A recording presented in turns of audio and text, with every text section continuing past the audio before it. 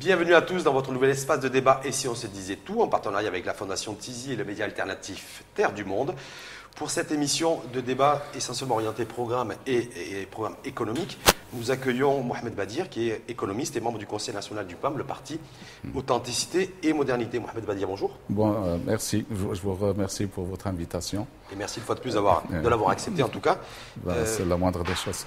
Mohamed Badir, on va tout de suite démarrer avant de rentrer dans le vif du sujet sur les programmes, puisqu'il y a la campagne électorale qui va être ouverte officiellement à partir du 24, c'est-à-dire vendredi. Le climat aujourd'hui, on voit que c'est un peu tendu, un peu difficile. Il y a eu des communiqués cabinet royal, un contre-communiqué du PPS. Il y a eu cette marche dimanche à Casablanca pour dénoncer une islamisation rampante de la société, une manifestation anti-Benkiran. Est-ce que du côté du PAM, on se dit voilà, ça fait nos affaires aussi, on n'a plus besoin de faire campagne. Il y a une partie de la société qui s'est soulevée et qui s'est exprimée et a exprimé des slogans anti-Benkiran. En fait, on ne s'est pas dit que tout ce qui se passe maintenant est en notre faveur. Ce que nous disons, nous, c'est qu'il faut consolider le processus démocratique du pays. Donc, pour ce qui concerne la marche, je pense que tous les citoyens ont le droit d'exprimer un peu leur point de vue. Les seules contraintes qu'ils doivent observer, c'est le respect de la loi, la sécurité. La loi, c'est-à-dire la loi? La loi, c'est-à-dire la loi qui régit ce genre de Il n'y a pas de loi, justement, il n'y a pas de liberté de manifester qui est encadrée juridiquement. Mais non, ça spontané, a priori. Mais je pense que le ministère de l'Intérieur, c'est dans ses attributions de veiller à ce que de telles manifestations se passent dans l'ordre ou ne portent pas atteinte à la circulation des gens. Donc l'essentiel, c'est que ça se passe dans un cadre pacifique, un cadre qui est démocratique. Donc pour nous, il faut laisser aux gens la liberté de s'exprimer. Ça d'un côté. D'un autre côté, ce que nous voulons dire à propos d'autres événements auxquels on a assisté ces dernières semaines ou ces derniers jours, c'est qu'il faut consolider les institutions. Nous sommes un État d'institutions. Oui, les hommes ne sont que de passage. On reviendra là-dessus, mais est-ce qu'aujourd'hui, il y a certaines personnes, certaines parties peut-être de l'opinion, je n'en sais rien, qui considèrent que aussi ça fait le jeu du PAM aussi, cette manifestation, le fait qu'il y ait des centaines de personnes, voire des milliers de personnes qui expriment des slogans hostiles à Abdellah Benkiran et au PJD dans son ensemble. Voilà, ça fait vos affaires. Il y a Somali s'est exprimé là-dessus en disant nous on n'y est pour rien, on n'était pas au courant et on n'a rien fait.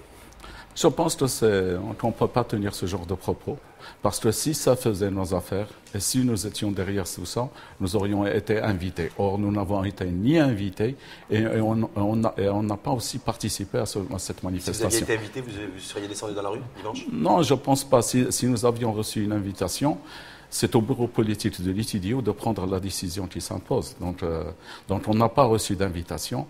Donc, ça s'est déroulé à notre insu, ce qui fait qu'on n'a pas participé, on n'a pas été partie prenante pour qu'on puisse dire ici et là que le PAM est derrière ce genre de manifestation et que ça a été organisé de façon délibérée pour porter atteinte au PJD, à la personne d'Abdellah Benkiran en tant que chef de Nous, parti. nous ne sommes pour rien dans l'organisation de cette manifestation et on est loin de cette manifestation. Et là, quand vous dites ça, vous dites tout, effectivement. Mais cela n'empêche qu'on doit reconnaître le droit aux gens d'exprimer leur opinion. Ce n'est pas parce qu'ils ne sont pas avec nous que nous devons leur couper la parole. Aussi, ça prouve quelque chose. Ça prouve que le fait de parler un peu du tahkoum ou le contrôle de Hada, et que le PAM est derrière ce genre de comportement. Donc, de telles manifestations prouvent que ce langage est révolu, ou ce langage n'est pas fondé. Donc le PAM est pour une manifestation spontanée comme celle de dimanche à Casablanca. Tous les citoyens ont le droit d'exprimer leur point de vue, mais de façon pacifique et sans porter atteinte à autrui. Donc vous êtes pour? Oui, nous sommes dans une démocratie. Qui dit démocratie dit la diversité des points de vue. Donc on ne peut pas, le droit des minorités, donc tout le monde a le droit de défendre ses points de vue, ses convictions, de les étaler au public. Maintenant, c'est au peuple soit d'adhérer, soit de refuter ces thèses. Juste une dernière petite question là-dessus. Il y a Nabil Ben Abdallah, le patron du PPS, qui a réuni son bureau politique en début de semaine et qui a adressé un communiqué en disant qu'il était opposé et qui dénonçait la tenue de cette manifestation. Qui trouve que c'est quelque chose d'antidémocratique, de louche et de suspect. Qu'est-ce que vous dites par rapport à ça? Moi, je ne pense pas qu'on puisse dire que c'est antidémocratique. Comme je vous répète notre conviction, tous les citoyens ont le droit d'exprimer leur point de vue. Qu'elles soient contre nous ou avec nous, qu'elles nous arrangent ou qu'ils nous dérangent, ces points de vue, ils ont le droit de les étaler, mais dans le respect de la loi, dans le respect de la sécurité, et que ça n'entraîne pas des débordements. C'est ça ce que je dis. Mais tout le monde a le droit de dire ce dont il est convaincu. Si maintenant on retire quelqu'un, si maintenant on s'érige en arbitre et qu'on retire à celui-ci la parole et la donner à l'autre, on n'est plus dans une... On a vu il y a quelques mois des manifestations d'enseignants médecins, par exemple, réprimandés violemment par les services de sécurité et par la puissance publique. Parfois avec des actes de violence. On a vu des sit-ins improvisés devant le Parlement où il y a eu répression aussi de la part des forces sécuritaires. Et là, il y a une manifestation spontanée qui s'est exprimée, en tout cas qui s'est organisée à Casablanca, et il n'y a pas eu d'expression des forces de sécurité, de la police, y compris la police de proximité. Personne n'a rien fait, personne n'a rien dit. Avec un ministre de l'Intérieur qui était embarrassé. Je pense que le ministère de l'Intérieur ou les gens de la sécurité, ils interviennent lorsque la sécurité est mise en cause, donc lorsqu'il y a atteinte à l'ordre. C'est vrai qu'on a le droit de se manifester, mais il ne faut pas oublier qu'il y a d'autres gens qui circulent la rue, où c'est un espace public, où cet espace-là, tous les gens ont le droit d'y être ou de l'utiliser. Si le Parlement, c'est pacifique, Non, non? non, vous me dites qu'ils ont été réprimandés. Ils ont été réprimandés parce qu'ils n'ont peut-être pas eu d'autorisation ou parce que l'ordre public a été mis en cause. Dans ce cas, on peut légitimement être du côté du ministère de l'Intérieur. Qui ont été réprimées, qui n'étaient pas forcément... Ou d'autres manifestations, vous m'avez dit, à proximité du Parlement, qui étaient improvisées. On ne peut pas improviser ce genre. Il faut essayer d'avoir une autorisation en bonne et due forme de la part des autorités compétentes. Et venir manifester ou exprimer. Le ministère de l'Intérieur, lui aussi, il est tenu d'organiser de telles manifestations. Mohamed Badir, simplement, il n'y a pas une autorisation qui a été délivrée pour la manifestation du dimanche à Casablanca. Ça s'est fait sans autorisation, sans quitus administratif. Moi, je ne peux pas vous dire c'est au ministère de l'Intérieur de répondre à cette question. En tout cas, comme moi, je pense aussi, vous savez, aussi que cette élection va se jouer sur le terrain économique, quoi qu'il en soit. Oui, donc effectivement, le parti Authenticité et Modernité que vous représentez aujourd'hui a été le premier à présenter un programme. Oui, mais avant d'aller sur le programme, si vous permettez, déjà votre lecture du bilan économique du gouvernement sortant, voilà, la situation financière de l'État et économique du pays, comment vous l'appréciez? Nous, dans notre programme, je crois que ce qui est très positif dans notre programme, c'est qu'on ne s'est pas consacré uniquement à l'analyse de la législature du président, du gouvernement actuel. Mais on a essayé de mettre le doigt sur les tares ou les carences et les faiblesses de l'économie nationale sur les 20 dernières années, au moins. Parce que dans ce qui fait, on est allé un peu analyser la législature de M. Jeto, la législature du gouvernement de M. Abbas El-Fassi, et enfin la législature du gouvernement actuel. Le constat général, c'est que l'économie nationale est en phase d'essoufflement. Parce que lors de la législature de M. Jeto, l'économie avait affiché un taux de croissance avoisinant les 5% en moyenne annuelle.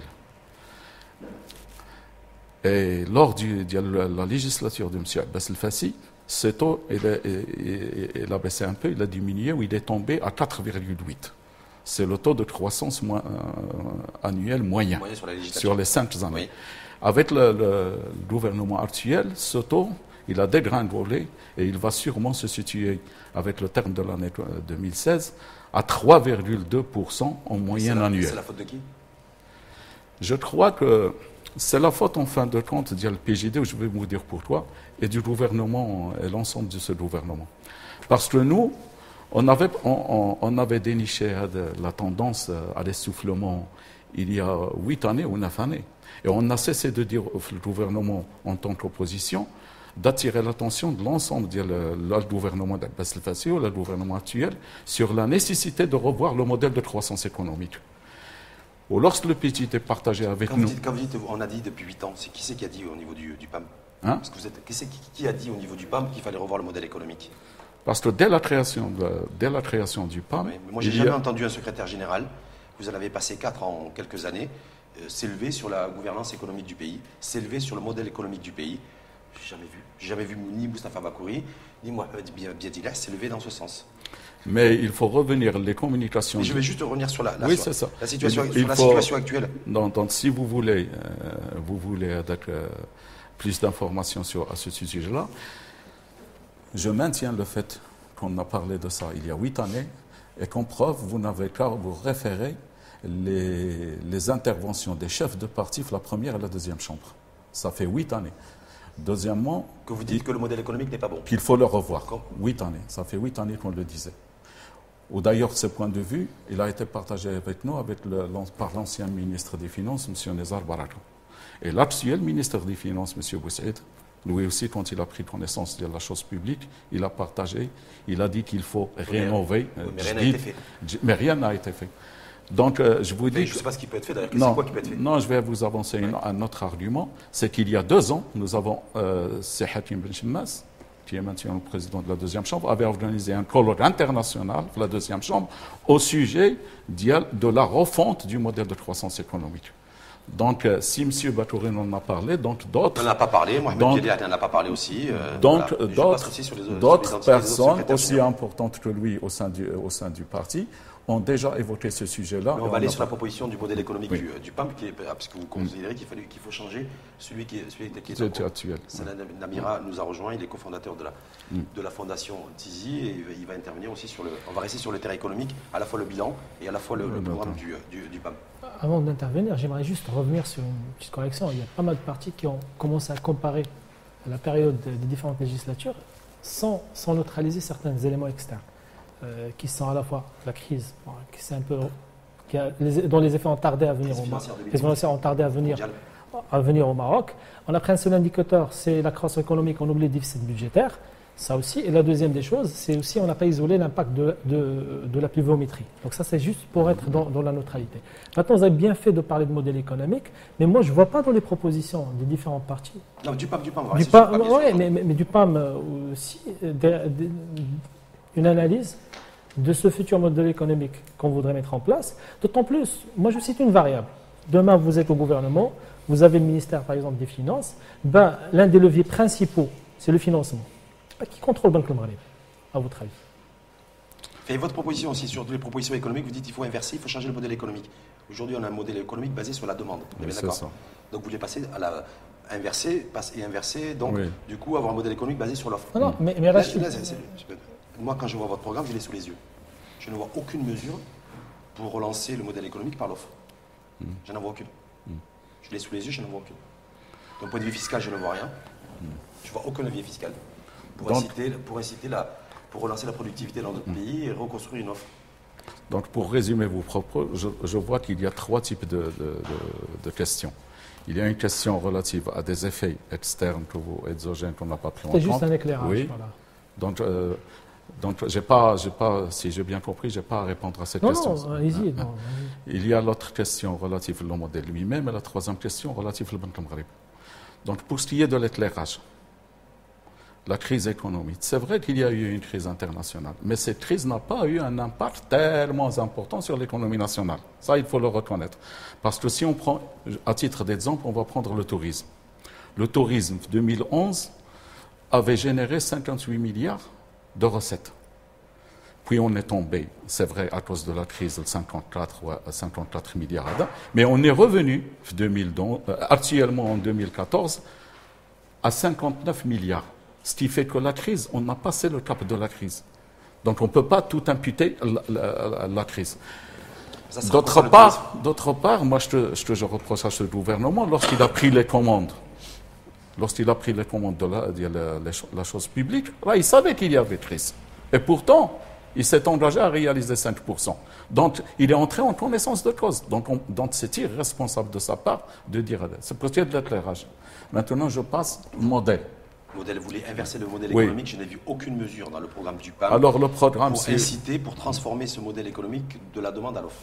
Alors le programme, si vous avez prêté attention à la manière dont il a été rédigé, vous allez constater, vous allez constater que c'est un style télégraphique. Ru'us al-aqlam, ce n'est que des titres. Et chaque titre... C'est que du marketing?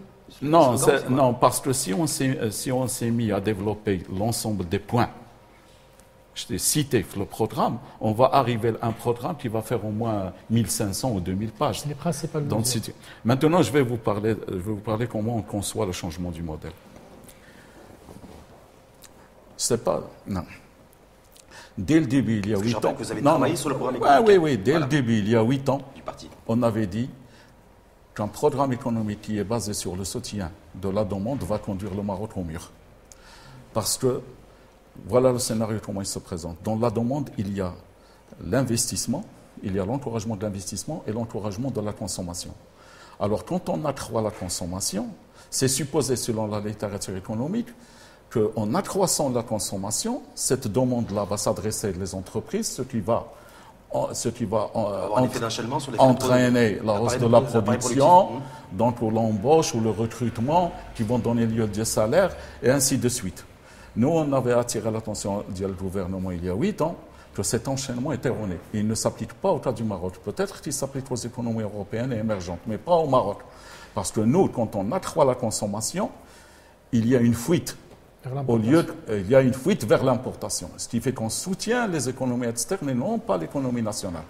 Ce qui aggrave le déficit de la balance commerciale et aussi le déficit du compte courant de paiement, ce qui entraîne, ça ne s'arrête pas là, ce qui entraîne la sortie de devises, ce qui entraîne une hémorragie du stock des devises, ce qui nous a conduit en 2013 à tirer la sonnette d'alarme qu'on va peut-être perdre la souveraineté de la décision économique si on continue sur cette voie. Mais plus que ça, la sortie de devises, ce qu'il faut retenir, c'est que le devise, c'est la contrepartie de la masse monétaire. C'est-à-dire la monnaie qui circule dans le pays, elle est étroitement liée, mais elle est devise. Donc quand il y a hémorragie de devises, il y a raréfication de la monnaie. Enrichissement du coût. Ce qui veut dire enrichissement de dépôts, ce qui veut dire réduction des crédits d'investissement, ce qui veut dire récession économique. Donc nous sommes dans un cercle vicieux. Donc, pour que lier le cercle, on passe de cercle vicieux à un cercle vertueux, il faut que nous ayons consolidé au préalable, avant de tabler sur la demande, il faut au préalable que nous ayons consolidé une base industrielle productive. Ce qui manque au pays. On n'a pas d'industrie pour répondre à la consommation. On va y revenir parce que vous avez mis le plan d'accélération industrielle. C'est ça. Avec un peu, d'ailleurs, sur la même lignée que Moula Flaherty, qui veut hisser le PIB de 13 à 20%. Alors, on n'est pas... Oui. Juste sur un point. Là, je vois les chiffres, parce que ça l'est bien d'ailleurs. On va essayer d'être un peu pédagogique. D'accord. Vous surtout, parce que moi je ne suis pas économiste, vous dites qu'en fait, vous voulez réduire la dette publique, qui est de 81% aujourd'hui, la dette publique globale, vous voulez la ramener à 60% en 5 ans. Non. Ce qu'on va... Oui. Mais dans la dette, il y a 2 compartiments. Il y a la dette publique, c'est la dette du Trésor, du gouvernement, à laquelle on ajoute la dette des établissements publics. En croissance. Puis, et aussi la dette des collectivités locales. Dans ce 81%, il n'y a pas la dette des collectivités locales. Il y a uniquement la dette des établissements publics et celle du gouvernement. Et puis, il y a la dette du Trésor elle-même. Alors, la dette du Trésor elle-même, elle se situe actuellement à quelque chose comme 63,5%. C'est cette dette-là que nous voulons ramener au-dessus de 60%, selon les recommandations des institutions internationales. Parce que ce n'est pas clair dans votre programme. Oui. Donc, mais par conséquent, du même coup, la dette Maroc, aujourd'hui. Oui. Je crois que c'est 700 et quelques 30 milliards de dirhams. La dette publique, pour bien que les gens qui nous écoutent et qui nous regardent, et qui vous écoutent et qui vous regardent. Maintenant, c'est 800 et quelques, c'est 830. On est dans les 830 milliards de dirhams. 830 milliards de dirhams. De la dette publique. C'est-à-dire qu'aujourd'hui, on est quasiment à 100% du PIB. Presque 1000 milliards le PIB, on est dans les 1000 milliards, donc c'est 81%. 80%, on est bien d'accord. 80%, vous voulez réduire les 80%. D'accord. Et en même temps, vous affichez l'ambition de créer 5% de croissance. C'est ça. Vous allez faire comment? 5 Parce que là, je ne vois pas, très honnêtement, j'espère que c'est possible, j'espère que vous arrivez et que vous arrivez en tête aux élections. Écoutez, nous, dans notre programme, on s'est fixé dès le début un objectif. C'est qu'il faut qu'on place des objectifs à la hauteur des espérances du peuple et que pour nous, ça va être un challenge à relever. Là, si on veut maintenant... C'est quoi? C'est une ambition? C'est un rêve? Non, ce n'est pas un rêve. C'est un espoir? Je vais vous donner un seul exemple qui montre que ce n'est pas un rêve. Ce qu'a connu le Maroc depuis les 20 dernières années que nous avons analysé, c'est une désindustrialisation du pays. L'industrie, la part de l'industrie dans le PIB a dégringolé de 20% à quelque chose comme 40% du PIB. 13%. 13%. Voilà. Supposons maintenant que nous réussissons le challenge de l'industrialisation et qu'on la ramène à 20% au terme de notre législature. C'est-à-dire qu'on va gagner combien? 7% du PIB. 7% du PIB, c'est les 5,5. Vous savez maintenant. Mais la question, c'est comment réussir ça. Parce que, en fait, pourquoi on a eu une désindustrialisation? Parce qu'on a eu une classe des affaires qui s'est habituée à gagner facilement. Oui, sur des marges confortables, marocanisation, privatisation. Après, il y a eu la bulle immobilière. C'est des gens qui ne sont pas habitués à des marges de 5-10%. Une fois il y a eu la concurrence, l'ouverture internationale, les différents accords de libre-échange sur lesquels le Maroc s'est engagé, ils se sont retirés. Ils se sont retirés de l'investissement et préfèrent justement importer. Pour revenir à votre raisonnement de tout à l'heure, dire qu'encourager la consommation mènerait directement à l'accroissement du déficit budgétaire, ce qu'on a vu dernièrement, il y a eu une amélioration de la situation malgré toutes les aides, toutes les subventions qui ont été faites à la fois du gouvernement Abbas El-Fassi, qui ont été en prêt prolongées par le gouvernement Kéran. Les réserves de change ne se sont jamais mieux comportées, ainsi que le déficit de la balance commerciale qui a été redressé.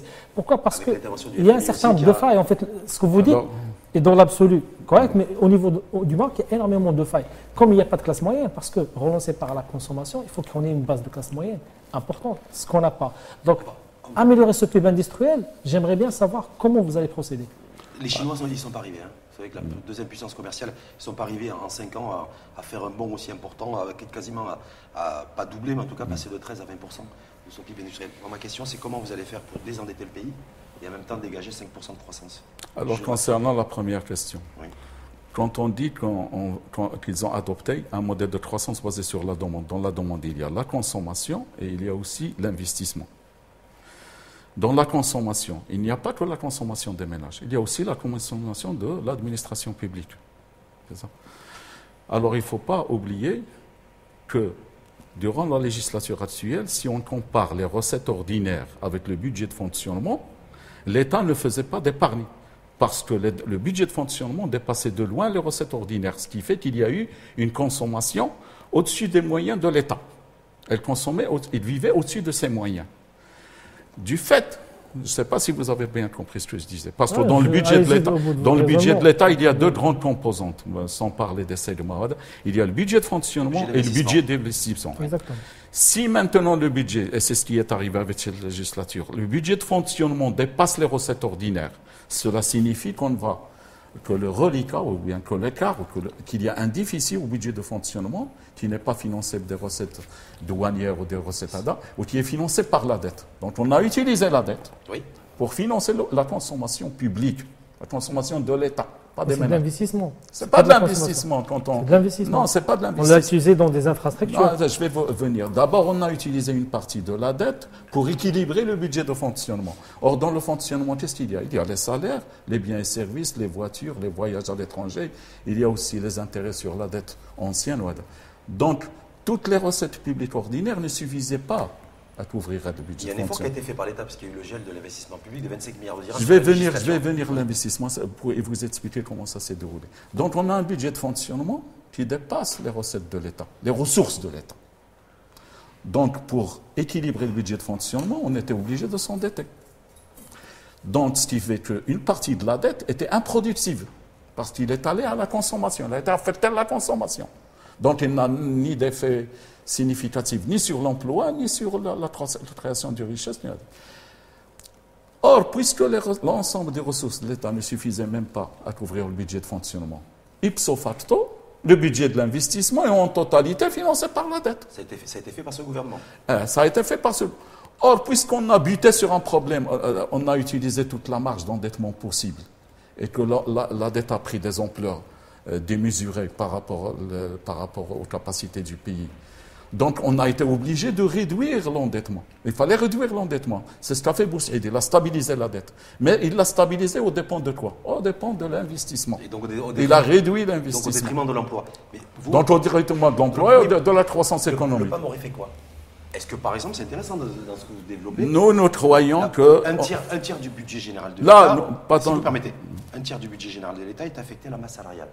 Aujourd'hui, on est à 5 milliards de dirhams, avec un accroissement annuel de 1,5 milliard de dirhams. Si vous arrivez aux responsabilités, est-ce que vous allez toucher à ce poste de dépense qui est la masse salariale de l'administration?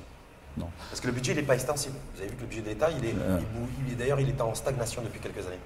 Donc, il y a eu réduction du budget d'investissement. On est bien d'accord, ce qui touche à la croissance économique. Et c'est ça ce qui explique les 3-1 de moyenne durant leur législature.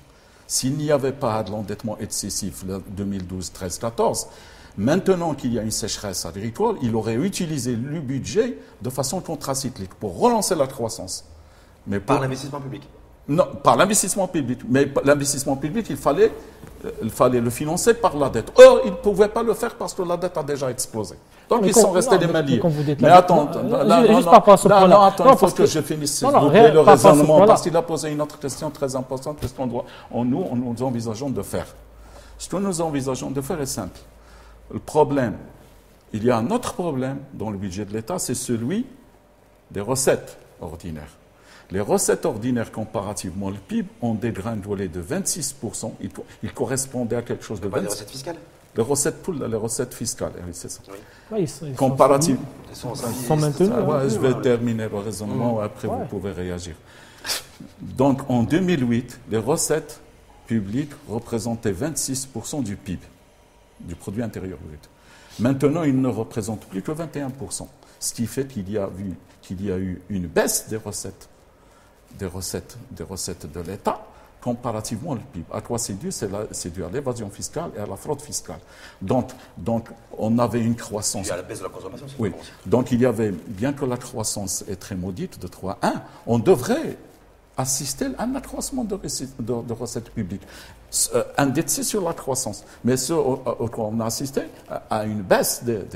Donc ce qui fait quand les recettes baissent, cette baisse-là, comment il a fait le gouvernement Thiers pour la compenser? Il l'a compensé de la dette.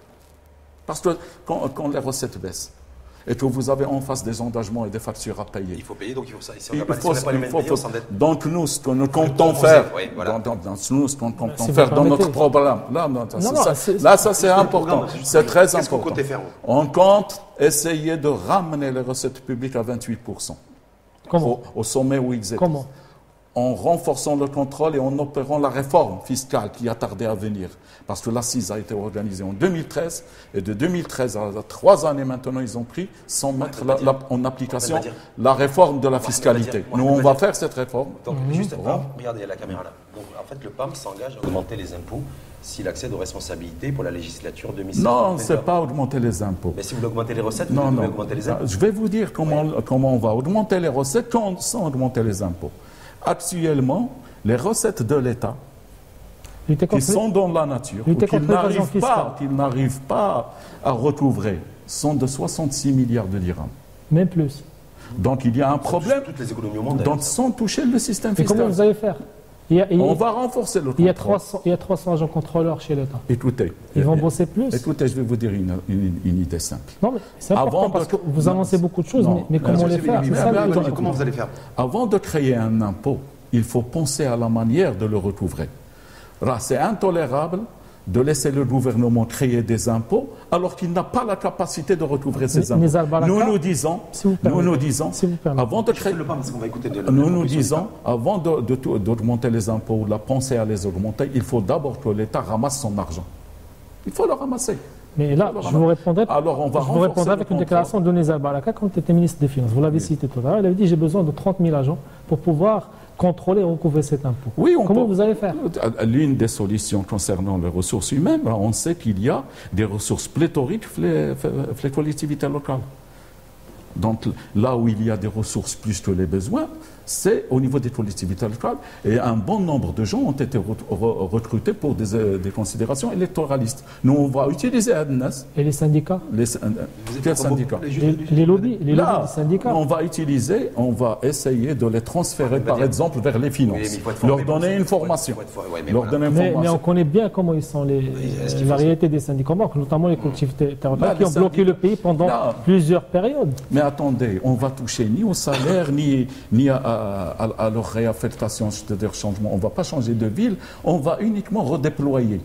Redéployer dans la même ville au sein des mêmes services, c'est-à-dire quelqu'un qui travaille maintenant dans la région d'Al-Beda, il restera à Casablanca, mais on va l'affecter un service des impôts à Casablanca, on va lui donner par exemple. Ça, c'était juste une idée à laquelle on peut penser. S'il était rattaché au service de la voirie, si une personne est rattachée à un fonctionnaire d'une collectivité territoriale qui était rattaché au service de voirie ou d'assainissement, vous allez le prendre, vous allez le former pour qu'il devienne inspecteur fiscal? Oui, maintenant je vais vous dire.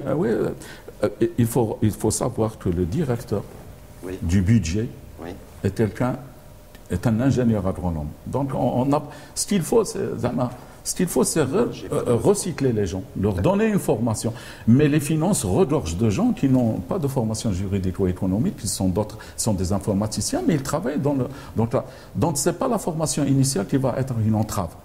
Donc, on peut reprendre les gens des voiries dont vous parlez, sans formation. On peut les utiliser dans les soutes de moutons, par exemple, ou dans les soutes de légumes, pour percevoir les recettes des collectivités locales. Là aussi, il y a un problème. Si j'ai bien compris, le cheval de bataille du PAM, ça va être de partir à la recherche de l'argent de l'État qu'on n'arrive pas à recouvrer. Oui, c'est un trésor. Donc vous allez mettre la pression sur les Marocains. Oui, vous allez mettre la pression sur les citoyens marocains. Écoutez, les entreprises citoyennes ou les ménages citoyens ou tout citoyen doit contribuer selon ses facultés ou selon ses possibilités. Selon ses moyens surtout. Ah oui, c'est ça. Alors maintenant, il y a les rôles qui ont été émis pour que telle personne contribue selon ses moyens, mais on n'arrive pas à le recouvrer. Donc il faut recouvrer. Donc c'est un problème administratif. Donc je vois que l'administration publique chargée du recouvrement, il y a un problème à ce niveau-là.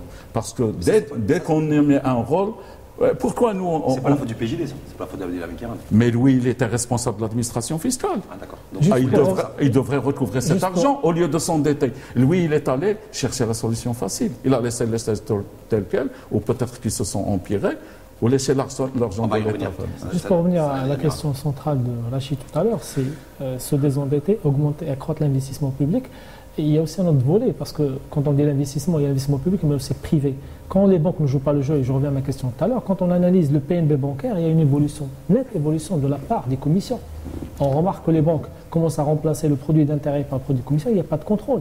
Alors, moi j'aimerais bien, quand on sort avec des analyses, des critiques du travail du gouvernement, quand les banques ne suivent pas pour financer les PME, vous savez, une PME quand il demande à être financée, ça quand il est sur une activité compréhensible, normale, quand il est sur de la technologie ou sur du savoir, aucune banque ne recevrait ces dossiers-là. Comment on va faire? Il n'y a pas de capital risque, et même les banques, quand ils prêtent à une PME, ils la chargent en termes de garantie réelle, garantie auprès de la CCG. Comment vous allez faire? Alors d'abord, concrètement, on va situer le problème au niveau macro, parce qu'au niveau, c'est au niveau micro, c'est mais au micro aussi. Vous dites qu'il y a des difficultés à accéder au financement bancaire, mais ce qu'il faut dire aussi à la décharge des banques, c'est qu'il y a eu une crise de liquidité qui a duré 7 années ou plus, suite au déficit de la balance de paiement qui a entraîné la sortie des devises, une hémorragie des devises. Et tout à l'heure, je vous ai expliqué que les devises sont en relation étroite avec le stock de la monnaie qui circule dans le pays. Donc, ce qui fait que le déficit de liquidité, il a atteint 70 milliards l'apogée Diallo en 2013 ou 2014, si je me rappelle bien. C'est-à-dire que les banques avaient besoin pour financer, pour payer leur salaire ou la facture d'électricité, 70 milliards par an, 70 milliards de dirhams. C'est Banque le Maghreb qui a prêté cet argent, qui avait prêté. Qui prêtait cet argent à quel taux? Aux banques. À quel taux? Au taux directeur qu'il annonce, qui est maintenant de 2,25. Il n'est pas très élevé. Qui est de combien? 2,25 actuellement. Il a dégradé, il était de 3,50. La banque centrale prêtait à 2,25. Oui, il y a un marché monétaire. Et les banques commerciales traditionnelles prêtaient à 5, 6, 7. Oui, ça c'est un autre problème. Je voulais simplement le soulever. Là, il y a un autre problème, c'est que parfois, ce qui est grave avec ce gouvernement, c'est que le Banque Maghreb prêtait à 2,25 aux banques et les banques achetaient avec cela des bons du Trésor. Ma question est très simple. Si tu permets, et je reviens à ma question tout à l'heure. Si demain vous avez le ministère des Finances, est-ce que vous pensez que le ministère des Finances a un poids sur les banques?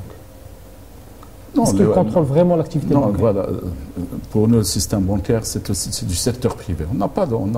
Mais il a une mission du secteur public. Il est là, c'est un instrument par rapport à une politique économique. Je vais vous révéler certaines propositions. Parce qu'il y a eu des réformes. Oui, il y a eu une réforme de la loi bancaire, si vous vous souvenez, qui réglementait l'activité de la banque. Et c'est vrai qu'au niveau microéconomique, il y a un problème de financement des banques. Nous, ce qu'on avait formulé comme proposition, malheureusement, là, on l'avait formulé comme proposition, fait les amendements au Parlement, mais ça n'a pas été retenu. Ça n'a pas été retenu. C'est qu'on avait pensé, on avait proposé, là, ce gouvernement qui a apporté cette loi au Parlement, pour l'amender, on lui avait proposé d'obliger les banques à réinvestir les régions où ils collectent les dépôts, une proportion de ces dépôts. C'est-à-dire une banque qui est affidie ou qui collecte 1 million de dirhams de dépôts, faire par le biais de la loi à ce que cette banque-là soit obligée à réinvestir FIDID, donc à encourager les entreprises, FIDID, un certain pourcentage qu'on va discuter avec le banque, c'est-à-dire réinvestir 40% ou 50% des dépôts. Cet amendement n'avait pas été accepté. Mais c'est vrai qu'il y a maintenant, au niveau micro, ce que nous comptons au niveau de programme, par contre, c'est de régionaliser la garantie. C'est-à-dire, maintenant, il y a une caisse centrale de garantie qui garantit les entreprises, qui garantit les emprunts des entreprises destinées à l'investissement, la trésorerie, à hauteur de 60%, 65%, ça dépend. Et tout ça, ça va permettre de créer 150 000 emplois par an. Non, ce que nous comptons au niveau du financement, c'est une autre question. Non, mais c'est lié aussi, parce que je vois 150 000 emplois donc, au niveau du métro, au niveau micro, et concernant le financement des entreprises, nous allons créer des fonds régionaux. C'est-à-dire, par exemple, à Casablanca, nous allons créer un fonds régional en concertation avec CGM, avec la région, ou avec les établissements publics, et avec l'État. Tout ce beau monde va participer à la constitution de ce fonds. Où ce fonds va garantir uniquement les emprunts des Casablancais qui veulent devenir des entrepreneurs autonomes ou qui veulent agrandir leur établissement. Donc, pour l'affaire, ça va devenir une affaire qui les concerne eux-mêmes, parce qu'ils ont les élus de la région, les régions vont participer à ce fonds, et ils vont décider s'ils vont donner les électeurs d'Yalom des fonds ou ne pas leur donner. Donc on va créer 12 fonds régionaux comme ça. Déjà, vous parlez de Casablanca, effectivement c'est 25% du PIB, en sachant que la commune de Casablanca est très endettée, à l'image d'ailleurs de toutes les collectivités locales, en sachant aussi que le conseil régional de Casablanca n'a pas de sous, en tout cas n'a pas de moyens. Donc vous dites on va créer un fonds en réunissant des partenaires qui n'ont pas de sous, qui n'ont pas de moyens, et l'État non plus n'a pas les moyens. Et la CGM, c'est le secteur privé. Donc je ne vois pas comment vous allez pouvoir arriver à cela, mais simplement parce que le temps presse. Je voulais juste revenir sur une mesure qui a été évoquée tout à l'heure par Saladin Amirat. Donc vous proposez, pour relancer un peu la machine, d'apporter une rallonge au niveau de l'investissement public de 10 milliards de dirhams. Donc là aussi, je note aussi que vous n'avez rien de libéral dans votre idéologie économique. C'est toujours l'État, et c'est toujours l'État, et c'est toujours l'État. Donc 10 milliards de dirhams de plus. Alors qu'il y a un déficit, alors que vous engagez aussi à désendetter l'État, donc je ne vois pas où est la cohérence, et en même temps de créer 150 000 emplois par an. Est-ce que là on n'est pas dans une pure démagogie? Non, pas de démagogie. Pour ce qui est de l'investissement, d'ailleurs vous me posez la question directement, moi j'ai une réponse pour l'autre qui avait précédé, mais je préfère vous répondre parce qu'on n'a pas beaucoup de temps. Je vous avais dit que le budget de l'État actuellement, que les recettes, qu'il y a au niveau des recettes, il y a 7 points du PIB. Si on compare les recettes actuelles à celles de 2008. Donc si nous arrivons à rattraper ces 7 points de PIB, si nous arrivons à redresser la barre, à corriger la mauvaise gestion de ce gouvernement, à faire que les recettes de l'État constituent 28% du PIB, combien on va gagner? 7 points du PIB. Vous êtes d'accord avec ce calcul-là? Oui, sauf que vous serez obligé d'augmenter les impôts. Là, 7 points du PIB, ça fait combien en termes ça fait 70 milliards de dirhams. Rien qu'en redressant. Donc 70 milliards de dirhams, les 70 milliards vont être affectés à l'investissement. C'est plus que les 10 milliards. C'est plus que les 10 milliards. Ce que vous dites. Donc on va renforcer. Donc l'idée générale, je vous ai donné des chiffres pour vous les expliquer. Maintenant, l'idée générale.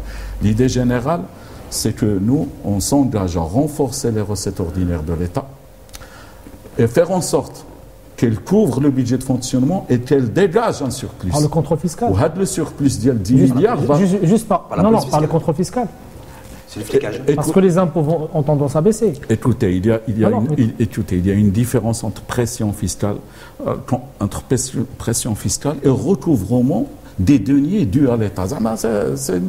Quand on parle généralement de pression fiscale, ce qui vient à l'esprit, c'est la création de nouveaux impôts, d'alourdissement. Non, c'est pas ça. Moi, je vous dis qu'il y a de l'argent de l'État qui traîne dans la nature. Il faut qu'on aille le chercher. C'est l'argent public. Il faut le recouvrer. Si nous arrivons à recouvrer ces 66 milliards... C'est l'État policier. Non. C'est la police fiscale. Là, vous êtes redevable. Vous risquez d'ailleurs de faire fuir les investisseurs. Écoutez, pourquoi moi et toi, on te prélève l'IR à la source et on le paye. Alors que d'autres ne le payent pas. Parce qu'on n'a pas de lobby qui nous défend. Oui, là d'autres ne le payent pas parce qu'ils obéissent le système. Pourquoi le PAM ne fait pas, comme d'ailleurs c'est l'Union constitutionnelle qui a fait cette proposition en début de semaine, si ma mémoire est bonne, de supprimer l'IR à la source? Vous n'avez pas fait cette proposition? Comment ça, supprimer l'IR à la source? Il n'y aurait plus d'impôt sur le revenu à la source. Et du déclaratif sur la bonne volonté, l'honnêteté de chaque citoyen, salarié. Là, ce qu'il faut faire... Vous n'avez pas fait cette proposition. La proposition d'Yanna est tout autre. La proposition d'Yanna, notre proposition, c'est que nous sommes dans un état de droit, il faut appliquer la loi. Donc, du moment qu'il l'applique et qu'il nous la prélève de la source, ou du moment que c'est légal, ou c'est fondé, ou que je dois contribuer, ou la loi le dit. Donc, vous êtes pour les ATD?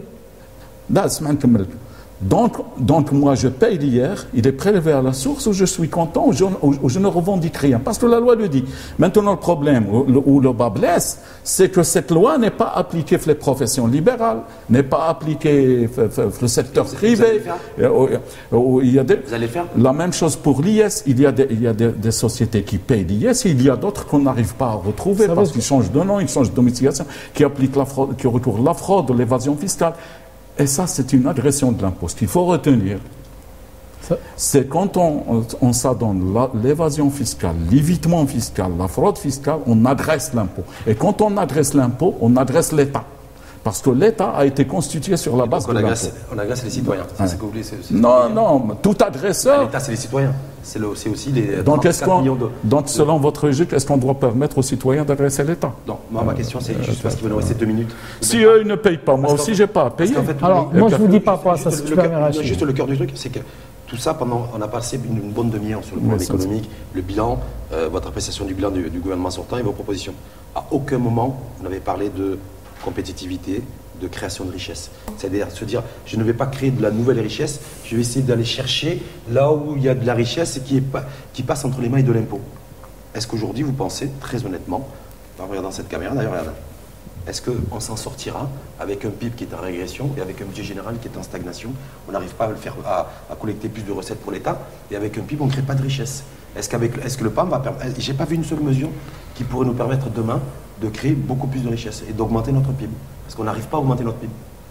Moi, je vous dis que l'erreur qui a été commise au Maroc... Non, mais vous, pour le PAM, comment le PAM compte faire en sorte que le Maroc soit plus riche et crée plus de richesse?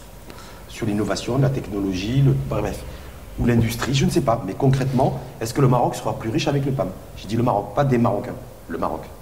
Je pense qu'il sera riche avec le PAM. Parce que si on analyse les choses du point de vue pragmatique, je vous ai dit tout à l'heure que M. Jeto avait réalisé 5%. 5% de croissance, de création de la richesse. À l'époque, M. Jeto, vous savez quoi? L'investissement public était de 170 milliards de dirhams. Il n'y avait pas de crise financière, il n'y avait pas de crise économique. Et le Maroc commençait un petit peu à s'ouvrir sur l'économie mondiale. C'est pour ça que je vous ai dit... Et je passe sur le crédit. C'est pour ça que je vous ai dit que nous allons tabler sur l'accroissement de l'investissement public. Et cet accroissement va venir par l'accroissement de l'épargne publique, chose qui n'existe pas. Parce que le grand défaut de cette législature du gouvernement actuel, c'est qu'il ne fait aucun sou d'épargne, même pas un centime d'épargne publique. Mais moins les gens épargnent, plus ils consomment. Donc eux, ils consomment. Donc je pense que l'épargne doit être renversée. La deuxième chose que la deuxième carence a dit, c'est qu'on a sauté l'étape d'industrialisation. Nous disons qu'il faut revenir à l'industrie, et c'est par l'industrie qu'on va créer plus de richesses ou plus de postes d'emploi, parce qu'il s'est avéré. Qu'il faut faire de l'industrie. Mais nous étions les premiers, il y a 8 ans, on a dit ça. Hier, tout le monde disait qu'il fallait aller dans l'immobilier. Mais attendez, ceux qui le disent, la marocanisation en matière industrielle, qui est-ce qu'il avait appliqué? C'est le Stiqlal, où les investisseurs étrangers avaient fui le Maroc, parce qu'ils étaient obligés de céder leur action aux Marocains. Et maintenant, on les supplie de revenir. Vous voyez, ils le disent. Pourquoi l'histoire se répète? Ils le disent, mais ils ont commis des erreurs. Qui est-ce qui a fait le démantèlement tarifaire, ou qui a déprotégé l'industrie, ou qui a coulé l'industrie à la faillite? Ça a été fait avec le Hukuma, ça a été fait à l'époque où M. Oulalou était ADAC. Et maintenant, l'ICFP dit qu'il faut industrialiser. Mais pourquoi vous avez fait le contraire il y a longtemps? La bataille de la campagne électorale. Par rapport à ça, est-ce que le PAM va s'engager dans davantage de libéralisme et d'accords de libre-échange, où on va revenir sur certains accords où tout le monde demande, par exemple, de revenir sur l'accord avec la Turquie, certains nombres d'accords qui ont fait mal à l'industrie. Écoutez, la grande erreur qui a été commise à les accords de libre-échange, c'est que normalement, le plan émergence devait précéder la conclusion des accords de libre-échange. Mais attendez, avoir une industrie qui produit pour que je puisse échanger mes produits. Ce qui s'est passé au Maroc, c'est qu'on a conclu les accords de libre-écenge avant le plan émergence. C'était une grande erreur. Ça me ramène à un problème de gouvernance, parce qu'il y a eu les plans médailles, il y a eu plein de sous qui ont été faits pour mettre à niveau l'industrie marocaine. Moi, je vous ramène sur des terrains plus simples qui peuvent empêcher une grande réforme économique. Vous avez parlé tout à l'heure de recouvrement fiscal. Vous savez, il y a les ATD qu'on envoie aux banques, de prélèvement automatique pour les ressources, pour recouvrer justement la créance de l'État. Vous savez ce que font les banquiers?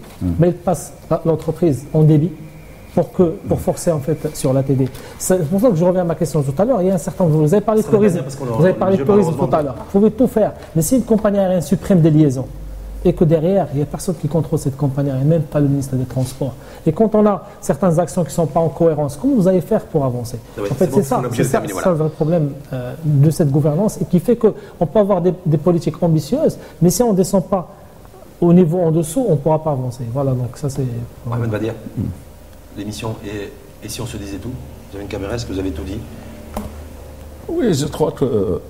Ce que je veux dire au public et aux citoyens marocains, c'est qu'ils doivent conserver la confiance en un avenir meilleur et un royaume qui va fondé sur des institutions solides. Et on va essayer un peu de redresser ces résultats décevants ou catastrophiques qu'on a observés avec ce gouvernement. Si jamais les électeurs nous donnent leur confiance, on va essayer. D'ailleurs, il y a plusieurs engagements dans notre programme. Il y a 10 engagements qu'on avait pris. Et je pense que ce n'est pas des engagements à la légère qu'on a dit, mais on va s'y mettre à les appliquer dès les premières semaines. Juste un mot.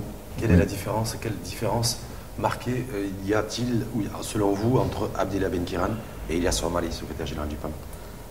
Non, je ne vais pas situer les débats. Non, mais les deux, quelle est la différence majeure entre les deux? Écoutez, je vous avais dit... Qu'est-ce qui les différencie? Je vous avais dit que nous essayons de bâtir un pays des institutions. On ne doit pas personnaliser les institutions. Les institutions, ils sont là et on doit les consolider.